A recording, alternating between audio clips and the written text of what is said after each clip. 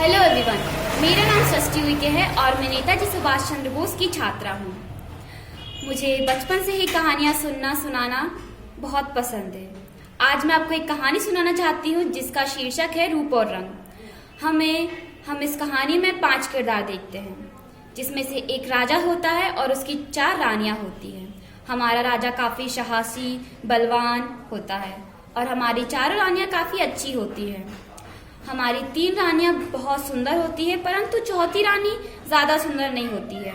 और हमारा राजा काफ़ी अच्छा और अच्छे दिल का होता है। परंतु हमारा जो राजा होता है वो अपनी 3 रानियों को समय देता है, परंतु जो चौथी रानी होती है, जो सुंदर नहीं होती है, वो उसे समय नहीं देता है। और एक दिन राजा के पास संदेश आता है कि उनके राज्य में आक्रमण हुआ है, तो राजा को जंग में जाना होता है। तो अब वो सोचता है कि मैं अपनी सबसे सुंदर रानी के पास जाता हूँ और उससे पूछता हूँ क्या वो मेरे साथ चलेंगी, मेरा साहस बढ़ाएंगी। तो अपनी वो पहली सबसे सुंदर रानी के पास जाता है, परंतु वह रानी बोलती है कि मैं तुम्हारे साथ नहीं जा सकती, क्योंकि उस रानी को भय होता है कि अगर राजा हार गया तो फिर मेरा क्या होगा, मैं भी हार जाऊंगी। अगर राजा की मृत्यु हुई तो शायद मेरी भी मृत्यु हो जाए। तो वह इस डर से नहीं जाती है। फिर वह अपनी दूसरी रानी के पास जाता है, जो पहली रानी से थोड़ी कम सुंदर होती है। फिर वह बोलती है कि मैं तुम्हें आधे रास्ते तक छोड़ दूंगी, परंतु मैं वापस आ जाऊंगी, क्योंकि उसे भी डर होता है कि अगर राजा हारा तो मैं भी हार जाऊंगी, राजा की मृत्यु हुई तो मैं भी मर जाऊंगी। फिर वह अपनी तीसरी रानी के पास जाता है, तो वह कहती है मैं तुम्हें सिर्फ जहाँ पर युद्ध हो रहा है वहां तक छोड़ दूंगी, फिर उसके बाद मैं वापस आ जाऊंगी।